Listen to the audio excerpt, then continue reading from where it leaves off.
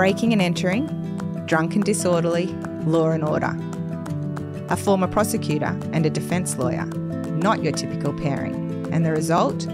Conversations about crime and punishment that are guaranteed to get you thinking. Welcome to Justice Matters, a weekly podcast with Lizzie Green and Joe Crowley. Our episodes are available every Monday on Apple Podcasts, Spotify and YouTube. Follow us on Instagram and TikTok at Justice Matters Pod for clips. Enjoy the episode. This episode contains descriptions of sexual abuse of children and murder. Listener discretion is advised.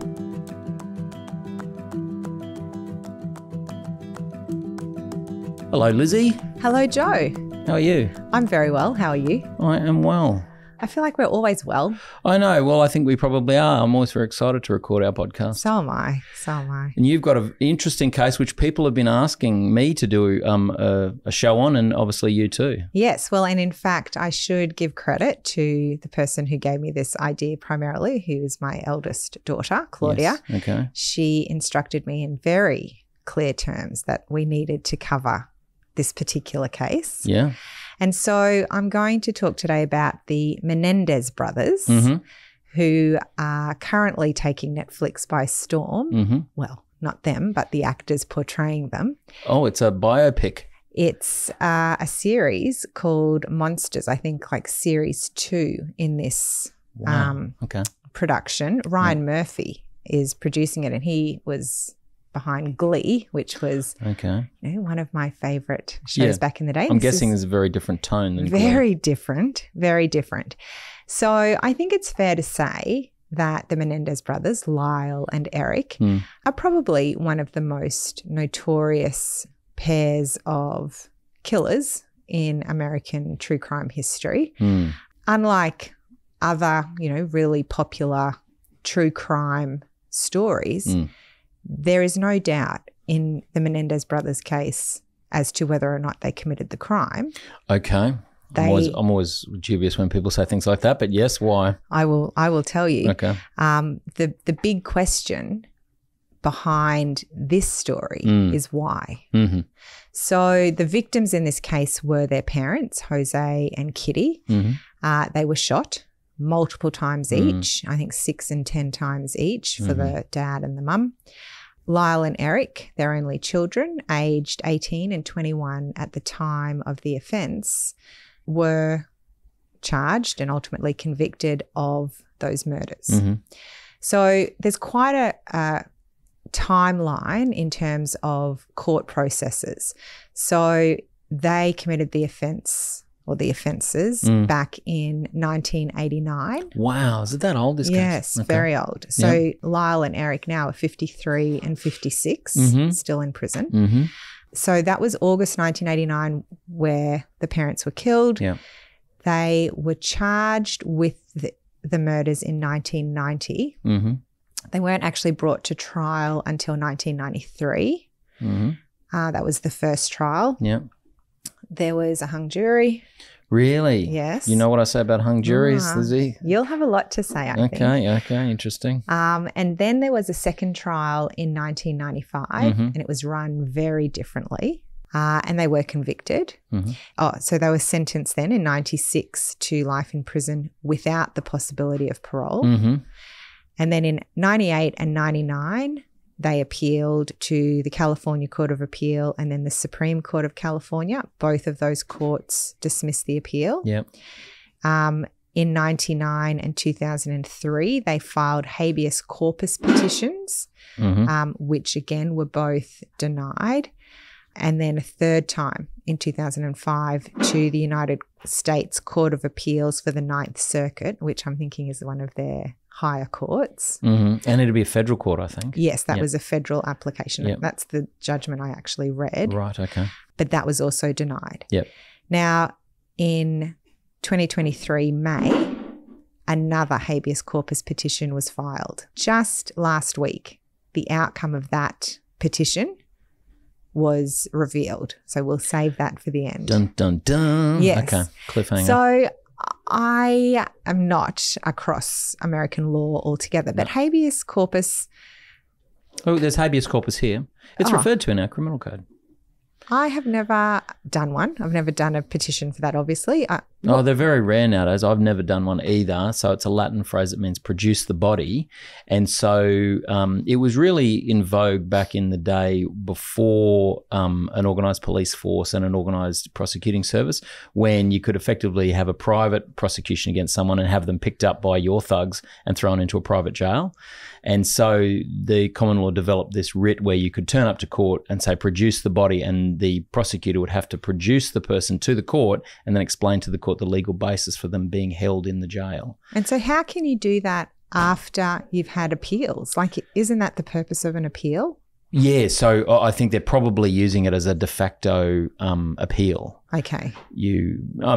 As I say, it still exists. It's still on it's a common law thing, so it doesn't have to be in a statute anyway, but it's still around. You could, theoretically, I suppose you could do the same thing here, have a de facto appeal by bringing a writ of habeas corpus and having the Crown justify the reasons for holding you. Interesting.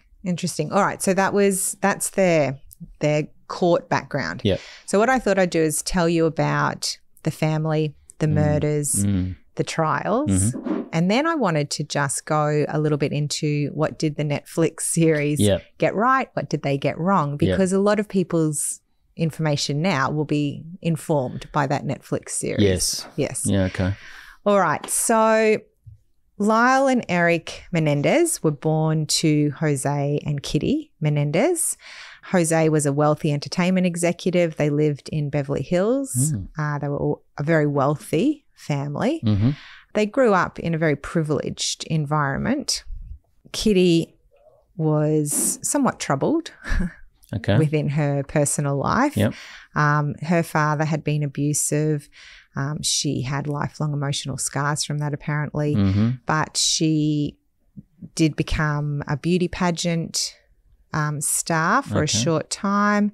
And then she worked as a grade school teacher at the beginning of their marriage. And then I think by the time Jose had made his huge fortune, she was a stay-at-home mum. By the mid-1980s, they had moved to California. And at that point in time, Jose was the president of Live Entertainment. Oh. I'm not familiar with it, but it seems like it was a very lucrative position. Kitty at that time was struggling with depression. Jose had been unfaithful. He'd had a long-term affair. It really damaged her. Anyone who watches the Netflix documentary sees her portrayed as an alcoholic pretty much. But she stayed in the marriage. And so they were, a united front against the boys in a way. Oh, why against the boys? So, yes, the family dynamics were not great. Jose, by all accounts, had very strict expectations for his sons. He had quite a controlling influence over their lives. He micromanaged them, according to some. Yes. So, their academic choices, their personal interests, there was a lot of pressure on both of them to sort of live up to his expectations. And I think they never really felt that they did. Both Lyle and Eric developed temper problems by their teenage years. Their struggles became more apparent. Lyle apparently had issues with bedwetting. He fell behind academically. Eric's emotional withdrawal led to involvement in a string of petty crimes. So there were a lot of troubles within the family. Now, in the late 1980s, the boys got involved in a string of burglaries in their very wealthy neighbourhood. So it's said that they stole about $100,000 worth of property, jewellery, cash. And Jose found out because they got caught by the police. Right. He was furious. He did hire a top criminal defence lawyer for them and somehow managed to convince Eric, the younger brother, to take full responsibility for those crimes. Yeah. I always wonder as a parent what you would do if your child, commits a crime. Do you sort of leave them to fend for themselves, or do you hire the best lawyers to try and get them off regardless of whether they're guilty, or do you, it would have to depend on the crime, I think. And why? Like if it was because they had an underlying drug addiction or something like that, then I think you'd have to try and help. But if they were just doing evil acts for the sake of it, aren't you? Yeah, well, but I suppose as a parent, you've seen them grow up. You sort of have a better understanding why they might be doing these kind of things. I know. That's a tough question. It is a tough question. Yeah. Well, anyway, Jose decided to put it all on Eric. Yep. He was the minor at that time. Oh, I see. He's still being treated as a child. Well, yes, because by the time he committed the murders, he was 18, but this was prior to that. Right. Okay. Yeah. As a result of that, and it will become relevant, Eric was ordered to take part in counselling. Okay. With a fellow called Dr. Oziel. Okay. Remember that name? Dr. Oziel. Oziel. I'm guessing he's not putting this case on his resume, old Dr. Oziel. Oh, we'll hear what happened to him. The tensions escalated. Lyle and Eric, who were quite a tight unit, the two of them, they got a little bit more erratic in their behaviour, apparently. Mm-hmm. Okay. So in the lead up to the actual murders in August 89, there was a lot going on. So there'd been the burglaries, and then Lyle, who was at Princeton, had been asked to leave because of academic misconduct, but also because of... yeah, I think if you've been done for burglary, a bit of academic misconduct seems small bickies, doesn't it? Well, yes. And so he was on academic probation, and I think Jose was devastated at that. Also, Eric, who had just recently graduated from Beverly Hills High School, which of course made me think of Beverly Hills 90210. TV show, yeah. Which I used to hang out every week for that episode. Yep. He was also under pressure. So he participated in tennis tournaments over the summer. He had aspirations to become a professional tennis player. Oh, okay. All right. He failed to advance beyond the second round. He had been accepted to both UCLA and UC Berkeley, and he chose UCLA due to its stronger tennis program. But Jose made it very clear he was very disappointed with Eric's performance and progress. Wow. And, you know, so the summer progresses and the tensions in the Menendez house are escalating. Apparently, Kitty was somewhat fearful of her sons. Apparently, she told her own therapist that she thought that Lyle and Eric exhibited narcissistic and sociopathic traits. She wouldn't give them a key to the house. So for them to get in at night, she would have to let them in. I guess she didn't want to be caught unawares. That's the only reason I can think of to not let them do that. And so we come to the day before the murders. Now, on that day, the Menendez family went on a shark fishing expedition. Interesting. And according to the boat's crew, on that day, the family seemed quite distant with each other.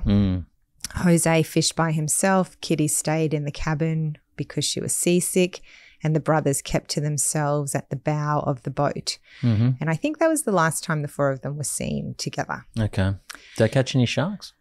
I don't think they did. I was expecting there to be some description of the boys brutally murdering some shark on the deck. No, there was no evidence of violence by the boys prior to the murders. Yeah, I just was interested in Mother Kitty's observations of them as having these sort of narcissistic or sociopathic tendencies. I mean, she's a mother. You assume she knows them pretty well. Well, I mean, it all gets quite muddied because when the trials begin, the version of events of Kitty as a mother that were provided by the boys would make you doubt the veracity of what Kitty was saying. Like, was it all just fabricated? Well, I mean, as it turns out, she's absolutely correct. So I think her opinions are vindicated. I don't know how much we like Jose and Kitty potentially. No, sure. But, I mean, that's just because you're a horrible person doesn't mean you deserve to be brutally murdered. Absolutely not. I mean, you know, her opinion is 100% accurate, as it turns out. As it turns out. So. But why? Why were they like that? Was it a shot? It could have been a shot in the dark. She could have just been guessing. Well, but even if they were like that, I mean, the underlying question is why? Because they weren't born like that. Sociopathic. Or is it? Anyway, let's not go down the psychology path. Yeah, no, yes. I think a bit of amateur psychology on our podcast was very entertaining. I would not do well at that. Okay. All right, so let's come to the murders. All right, so this was August 20, And the Beverly Hills Police Department received a frantic 911 call from Lyle, the older brother, reporting that his parents had been shot and killed in their home. When the officers arrived at the scene, they found both the brothers in a state of hysteria, with Eric acting very erratically at the scene. Okay. Inside, the bodies of Jose and Kitty were discovered, as I said, shot multiple times in what initially appeared to be a really brutal execution-style killing. Oh, wow. Okay. So you got any why they think it was an execution style? Jose's kneecaps were both shot. Oh. Yes, which was a bit mafia-esque. Yeah.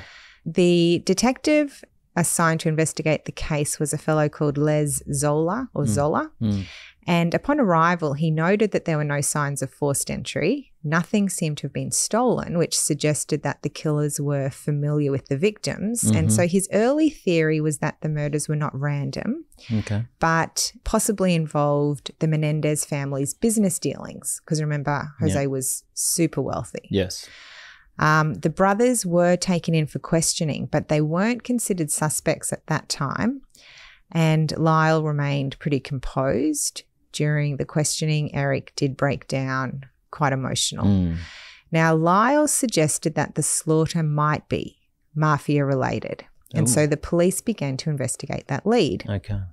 Lyle also, after the murders, hired bodyguards to protect him 24 hours a day, telling his bodyguard that either the Colombian cartel or the mafia was responsible for his parents' murder. He told his girlfriend that same story. He did terminate the bodyguard arrangements after a week because he said that a deal had been reached with the mafia and he was no longer in danger. Okay. Interesting. So over the next few days, the police were investigating and they began to piece together the events leading up to the murders. The brothers did provide an alibi. So they claimed that on the day of the murders, they had played tennis, they'd gone shopping, and they had attended a movie that evening before returning home and finding their parents dead. Yeah.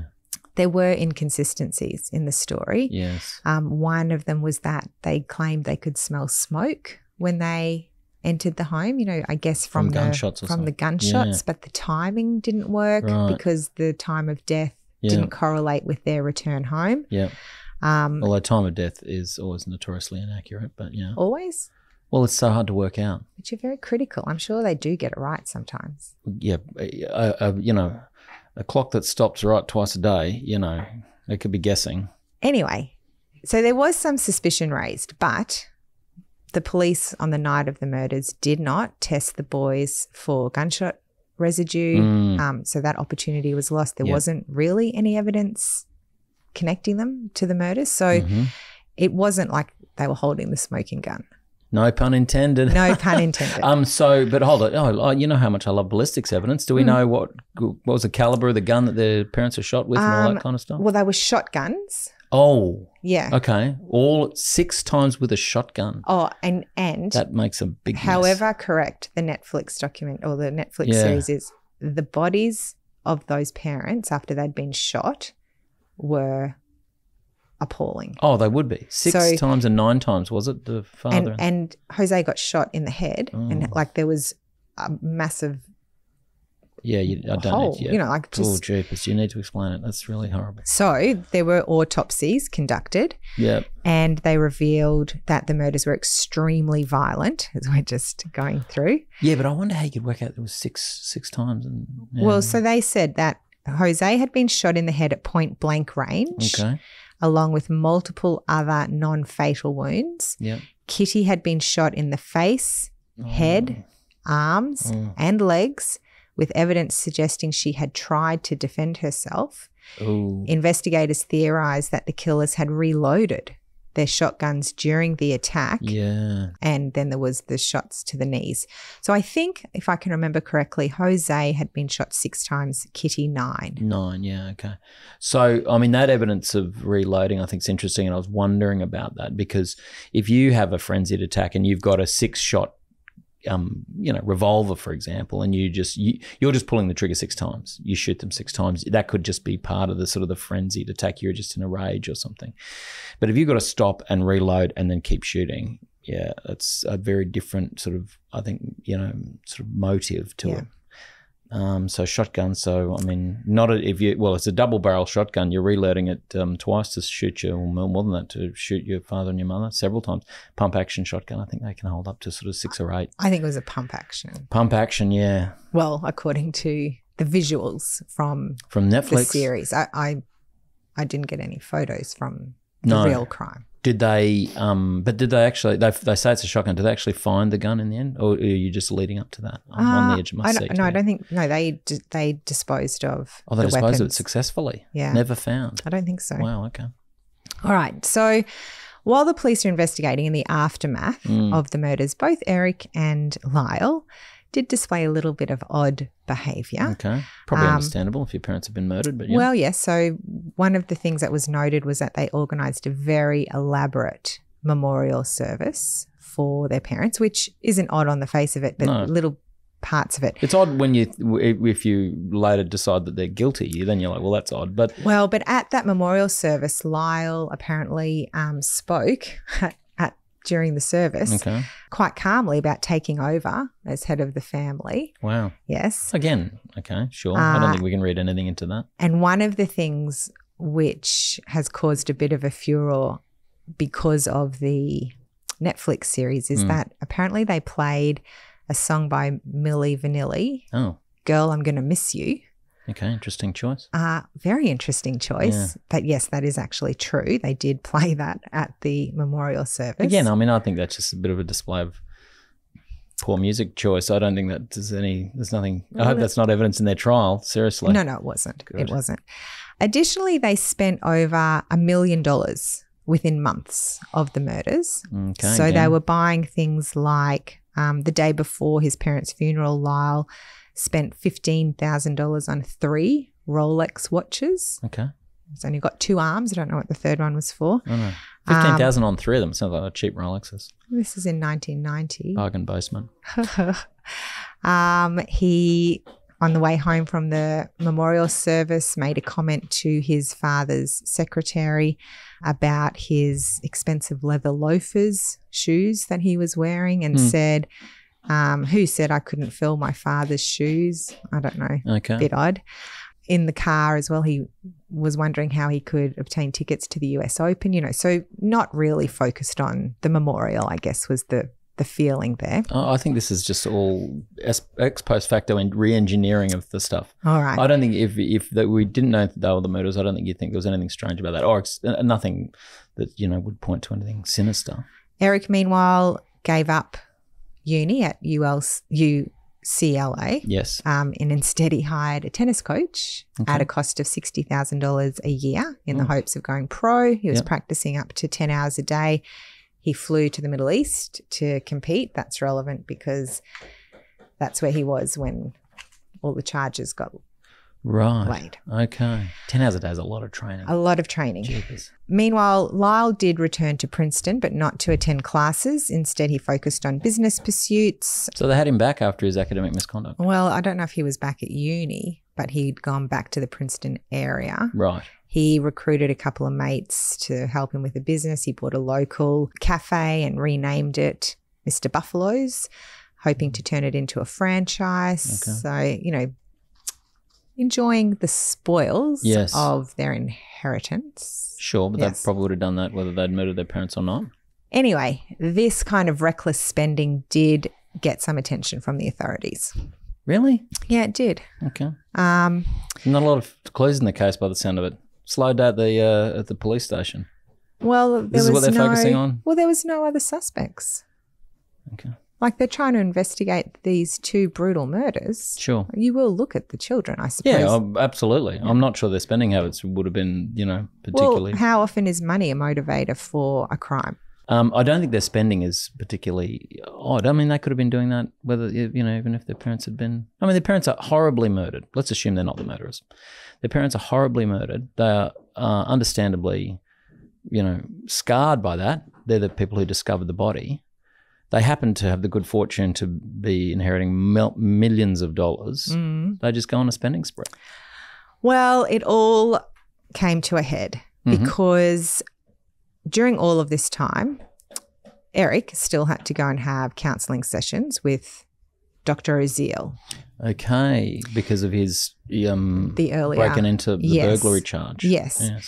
And for whatever reason, one day in his session, he confessed to Oziel to the murders. Now, when he told Lyle that he had told Dr. Oziel, Lyle attended the counselling sessions with Eric and stupidly, so it turns out, Oziel said, "Is it all right with you if I record these sessions?" So he then was recording these sessions and both Lyle and Eric confessed to the murders and talked in some detail about the circumstances of the murders and their parents.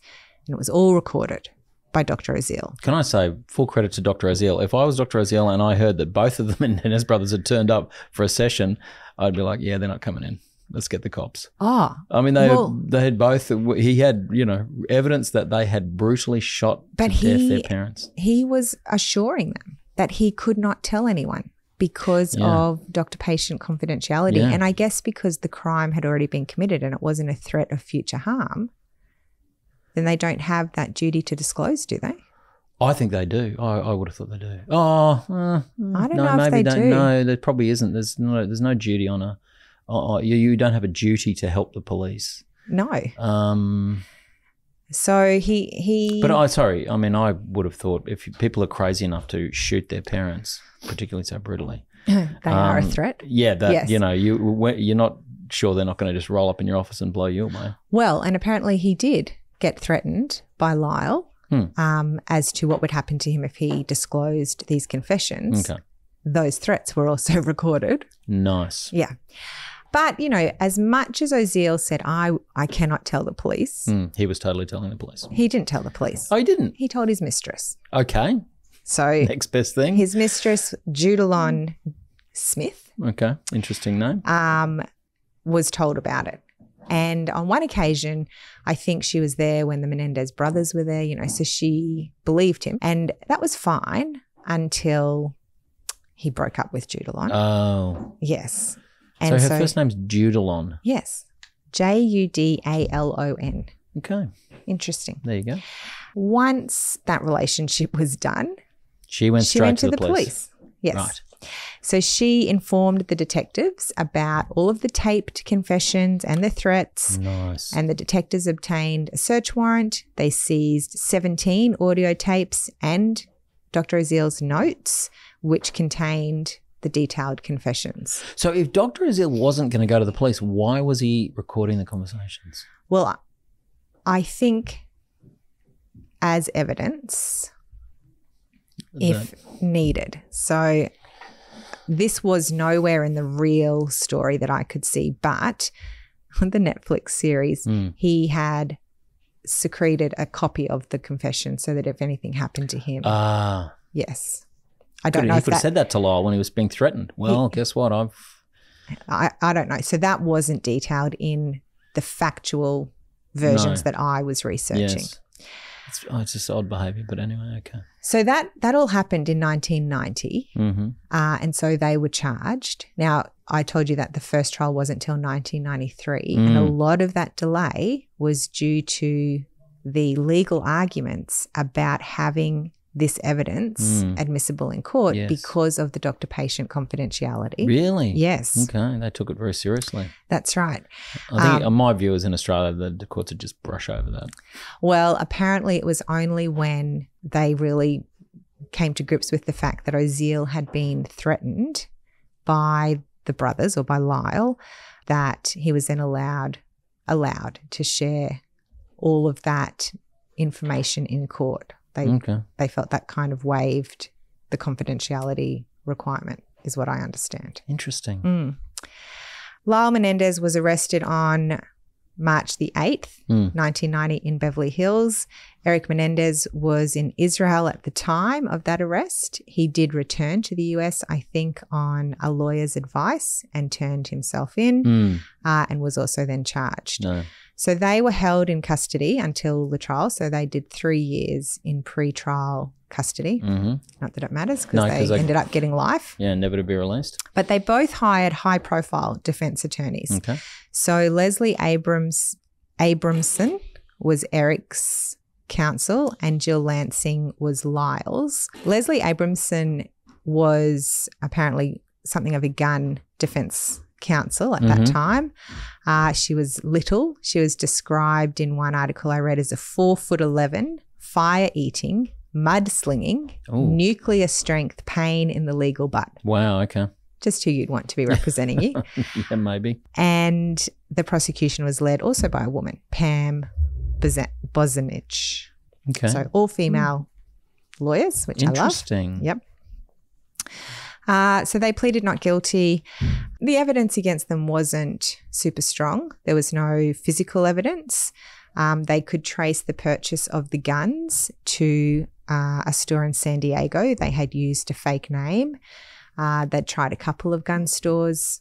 One, they didn't realise they'd have to wait if they got handguns. Another one, they hadn't realised they'd have to give ID. Right. And then the third one, they had their fake ID ready to go and asked for shotguns. Oh, so they knew the make and model through the store or the shop. Yes. Right, okay. Yes.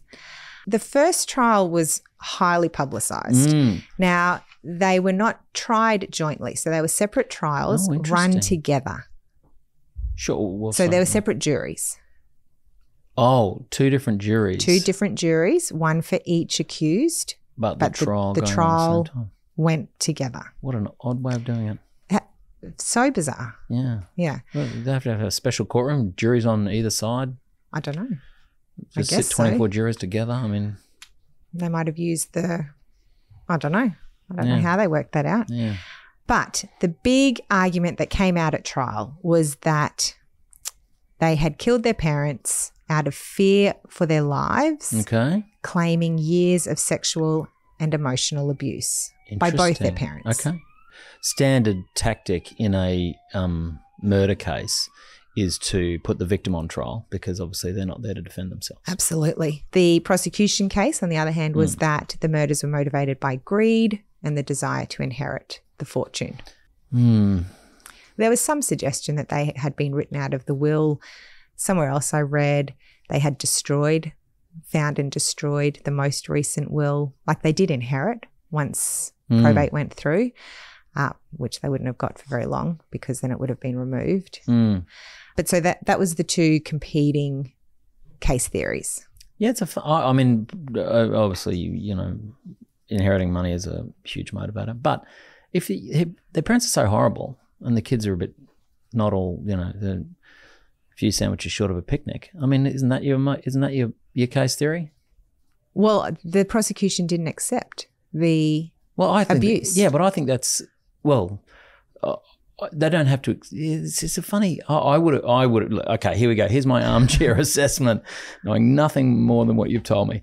I just would have thought it would have been an easier case for them to run to accept that the parents were horrible, but you don't have to accept sexual abuse then, and then make that the motive, and then the inheriting money is just the. But if you don't accept the sexual abuse, I mean, they were very privileged children who got everything. You know, like if we're saying that they weren't good parents to justify murder.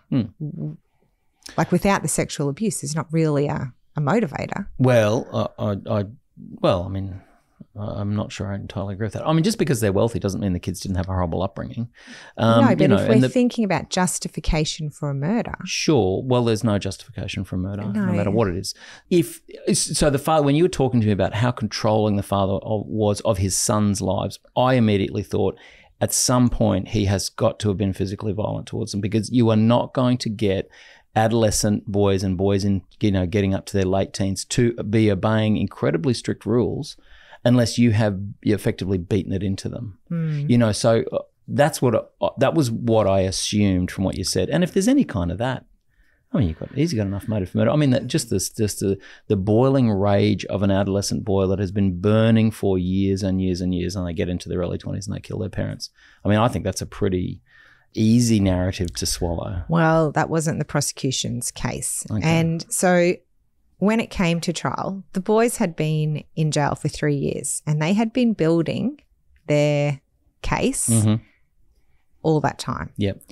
And so Lyle was known in prison to monopolise the prison phone lines. Okay. Eric engaged in therapy with a different therapist while he was in prison. Different to the one who recorded all the... Okay. And during those sessions, he started to lay the groundwork for the defence. So, sorry, on one version, he's laying the groundwork. On the other, he's disclosing. So, you know, I'm not sure which. So when you say disclosing it, what you mean that's then used by the prosecution because they know what the defence is going to argue? No, for the defence to use. Right, he's creating the evidence for the defence to use. Yes. Okay, well, he's damned if he does, he's damned if he doesn't. I know, that's why I'm just saying could be interpreted either way. Yeah. So the judge in this case was Judge Stanley Weisberg, and he also presided over the second trial, interestingly, same judge. He ruled that they should be tried together with separate juries. It was also televised on court TV, and the public were very invested in this trial. I mean, the boys maybe not quite as good looking as the actors who played them in the TV show, but they were, you know, rich and fairly good looking and well presented, and it was a shocking crime. So you can imagine the public were hugely interested in the proceedings. Okay. Is this before or after O.J. Simpson? Interesting you should ask. Yeah. So O.J. was tried right before the second trial. Right. So the first trial in the Menendez Brothers is televised and before because O.J. Simpson was televised. I remember that was a huge before deal. that. But you've preempted. Oh, sorry. So the boys knew O.J. No, and really? O.J. was in prison with one of them, and they talked about defence strategy with O.J. Okay. Yes. So Jose had gotten O.J. some sponsorship deal quite early on in his career, and so then they became friends, and O.J. would come to the house for dinner. So he'd known the boys for a long time. Wow. Okay. Yeah. There you go. And so, yes, that sort of fanned the flames as well. Of what? Of public interest. Ah. Yeah. Okay. All right. So the defence strategy that was led by the defence lawyers portrayed the brothers as victims of a lifetime of abuse. They had a lot of reliance on psychological research, particularly relying on the work of one guy called Paul Mones, a children's rights advocate who specialised in defending children who kill their abusive parents. Okay. Mones's theory, which emphasises overkill as a reaction to sustained abuse, was central to the defence claim. Yeah. That they were acting out of fear for their lives rather than out of greed or hatred. So that was a very fine distinction there because it was overkill. So much. Yeah. And the evidence of how many times the parents are shot is really evidence of that. And again, the prosecution in the way they run the case doesn't squarely address it. You could have absorbed most of that argument if you had run the case that their motive was, you know, because their parents have been horrible to them, just not as horrible as the defence is saying. You see, I reckon, anyway, they get a hung jury in the first trial, so clearly the prosecution, with a complete confession. So I think the prosecution really stuffed the first trial. I'm going to throw that out there. That prosecutor did not run the second trial. Surprise, surprise.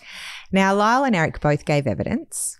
They'd have to, because they have to then explain all of this, yeah? Yes. They painted a really dark picture of their life. Okay. Lyle said he'd been sexually molested since he was a very little boy by Jose. Okay. That Kitty was complicit, that she was emotionally unstable and she was abusive physically in her own right.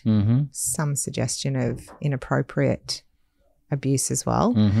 And according to the defence, the catalyst for the murders was Eric's confession to Lyle that he had also been abused by his father.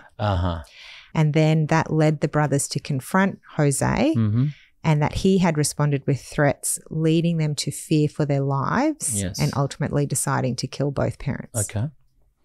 And the evidence for all of that really is just the testimony of the two brothers. Is That's that right? Okay. Yes. some other defense witnesses. There was a cousin who said that there had been some report of sexual abuse to him by the boys prior to that, but the prosecution kind of discredited it as, you know, just the abuse excuse. That's what they called it. Okay. I'm rolling my eyes for those not watching on YouTube. And in fact, the family who remained were very supportive of Lyle and Eric. Yeah. Yes. Yeah. Well, I mean, I think there's something in that. I mean, that might just be explained by, you know, filial loyalty, but it might also be explained by the fact that they believe the boys. So one of the problems that was pointed out by the prosecution was that in the confessions to Dr. Aziel, there was not detail of the sexual abuse. No. So they talked about the crime, they talked about, you know, doing it and planning it and all that sort of thing. And so the prosecution said clearly this has been created for court. Yeah. Yes. Okay. Well, and that's a powerful argument, I think. Yes. There was no physical evidence to support the claims of abuse. There was nothing they could point to from the past that, you know, which is not uncommon. Not uncommon, correct, at all. Yeah. But there was obviously doubt put forward because... Well, that'd have to be by the prosecution. Otherwise, why are they running their prosecution? Yeah. All right.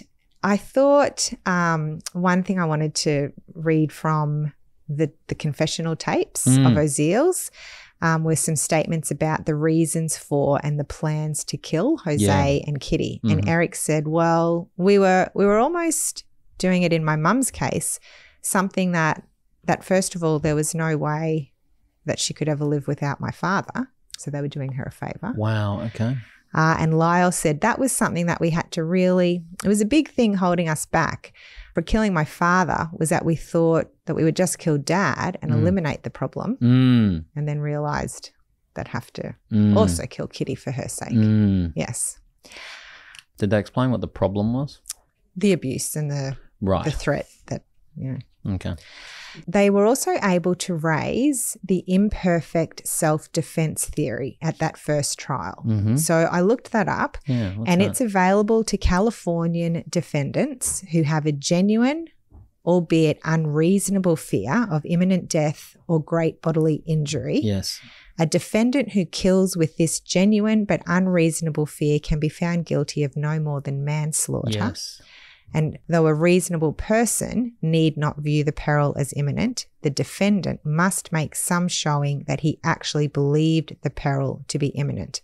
Can't be one that is in the future. No, that's interesting, that defence. It seems quite a sensible one. So it reduces murder to manslaughter. So it reduces the punishment. You're still convicted of an offence. So, I mean, it is self-defence, but with a qualifier.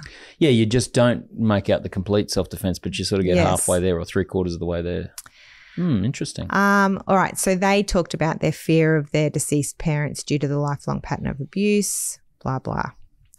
There was months of testimony and the trial went to the jury. The matter went to the jury both of them. 94, yes. And both juries are hung juries. Both juries were deadlocked. Jeez, that just shows how badly the prosecution ran their case. They unable to reach a unanimous decision. Okay.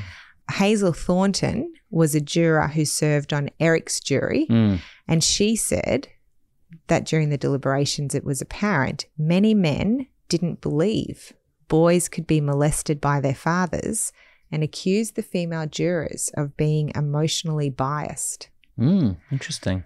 A lot of people at that time in the 90s... Sorry, I take from that the males on the jury wanted to convict and the females on the jury didn't. I think so. Interesting. She said, a lot of people at that time in the 90s knew little about child abuse. I believed their story that they had been abused and that they had killed out of fear and had not planned the killings. There you go. What do you say to that? The women on the jury believed the Menendez boys after seeing them give their evidence. Yeah. Well, is it that reasonable doubt? Well, obviously. But what, you know, so again, you're the prosecution, you run this case, you absolutely butcher it, but you've got them on toast on the manslaughter. You can just go, let's do plea deals on manslaughter and then get us, save everybody the trouble of another trial. And you'll see it's going to come full circle. Okay. So in the second trial, very different. Yeah, of course. 'Cause this is what sorry, I just want to This is what always happens on a retrial. So the statistics are that I've heard that the Crown has a much better chance on a retrial because it's a do-over. They've run their case. They can iron out the problems with it. Plus, they already know what the defence is going to argue. So the statistics are they do much better on retrials. Well, and Lyle didn't help himself. So I told you also that I won the retrial that I had to do. Oh, well done, Joe. Thanks. Lyle didn't help himself. So remember I told you he spent a lot of time on the prison phone. Yes. So a woman made contact with him, right, and expressed sympathy for him and told him she believed he was innocent, and he spoke to her a lot. Okay. And he thought it would be a good idea for them to write a book together. Okay. Turns out she's a police officer. Undercover journalist. Undercover journalist. And she was recording all of their phone calls. Right. I thought the prison would have recorded their phone calls. Anyway, okay. I don't know back then if they did. Mm-hmm. Maybe. Anyway, so she recorded them all. She wrote her own book. Nice. Yes. And so... Has her cake and ate it too. Absolutely. And Lyle had said things like, I did so well in court today. I really convinced them with my tears and, stuff like that. Like, okay, that's a bit unhelpful. Yes, very unhelpful. Although you might say that even if you were telling the truth. Well, you might. But anyway, for the second trial, the advice of defence counsel was do not give evidence. Interesting. Because then you'll be up for cross-examination. Yes. And so Lyle didn't give evidence. Yeah. So can I just unpack some of that? So I think the worry if you're a defence lawyer and you go in and to the retrial and your client has to give evidence again. So one of the things that you're always cross-examining people on is their prior statements that are inconsistent with what they've said in court. Mm.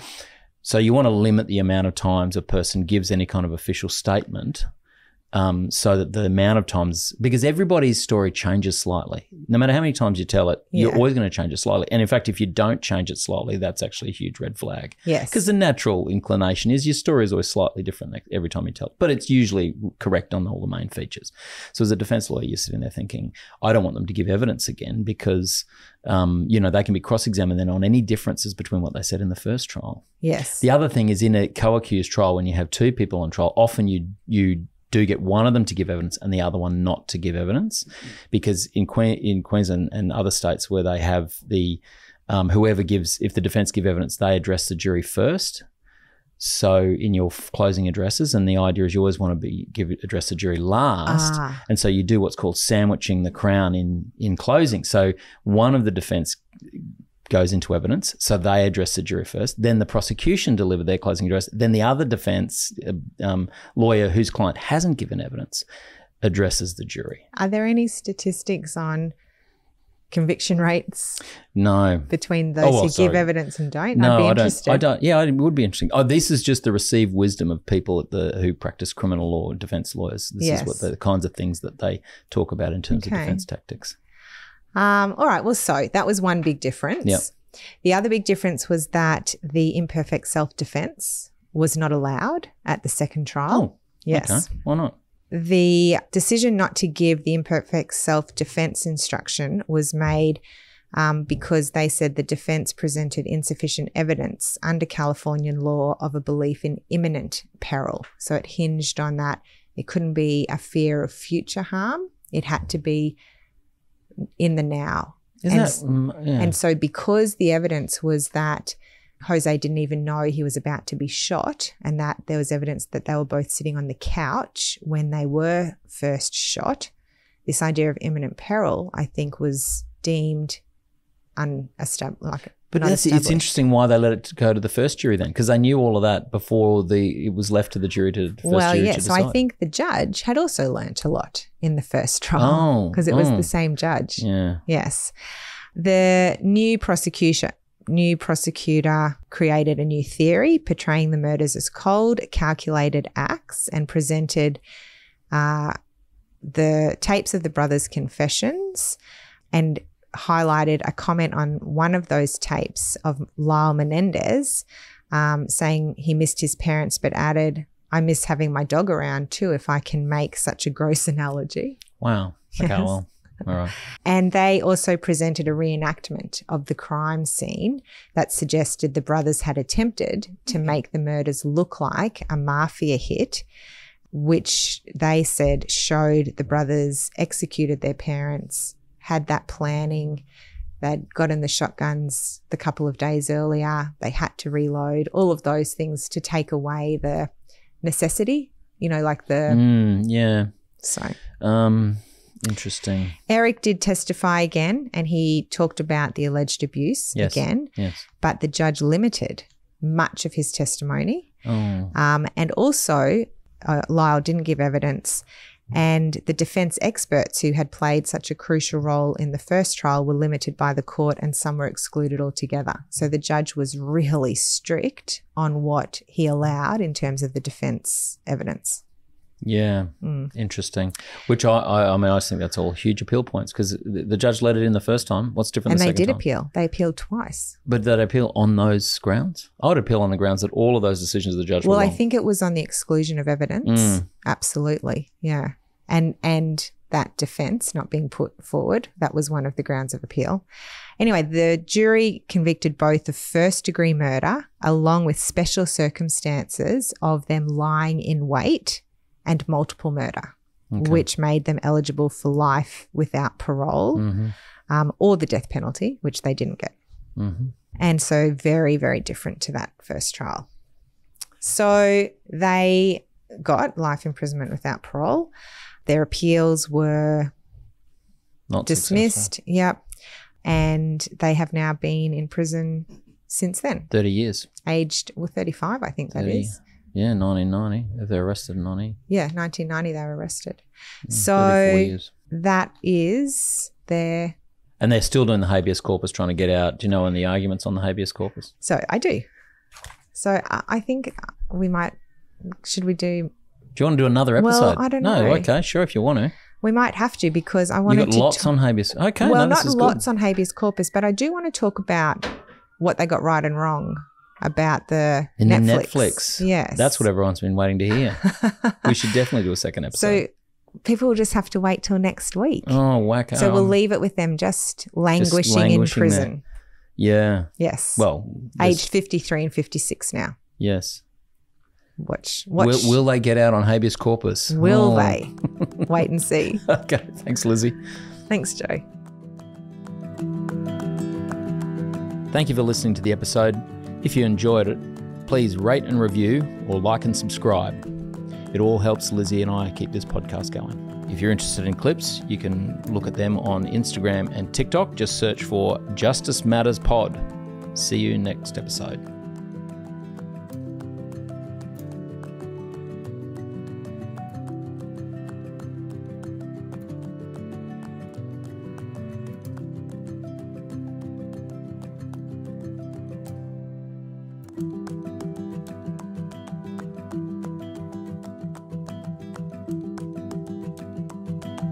Thank you.